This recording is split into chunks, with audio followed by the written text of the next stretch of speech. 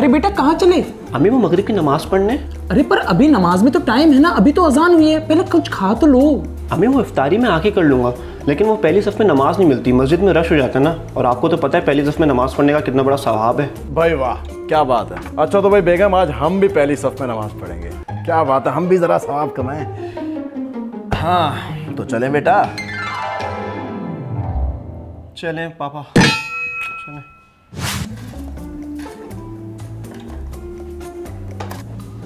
अरे बेटा इफ्तारी लेकर कहाँ चले? अम्मी वो मैं आज इफ्तारी गार्ड के साथ करूँगा। पर क्यों? अम्मी रमज़ान का तो मतलब ही खुशियाँ बांटना होता है, और इन लोगों के लिए यही खुशी होती है, इनको भी लगता है इनका कोई अपना है, तो इसलिए मैं आज इफ्तारी गार्ड के साथ करूँगा। भाई वाह क्या बात है। अरे तुमने तो मेरी बेटा आंखें ही खोल दी। इसी बात पे आज मैं भी तुम्हारे इस नेक काम में शामिल हूँगा। तो चले बेटा। पापा आप जा रहे हैं तो मेरी प्लेट भी ले जाएं, वैसे भी आप जाएं मैं जाऊं एक ही बात है, और इतनी नेकी हम घर में रखेंगे कहाँ।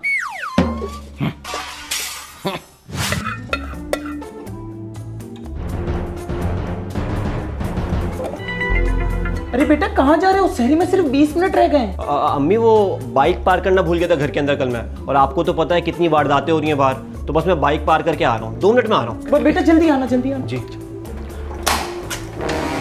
अरे बेटा वो तुम्हारी बाइक बाहर रह गई थी, हालात कितने खराब है, चोरी चकारी भी कितनी हो रही है, तो आपकी बाइक में अंदर भर आया हूँ। अब हम सहरी करेंगे, चलो।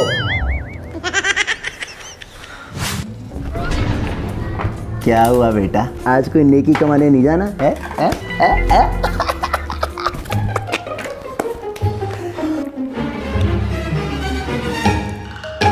क्या करूं बाबा, आपने कोई ऑप्शन नहीं छोड़ा।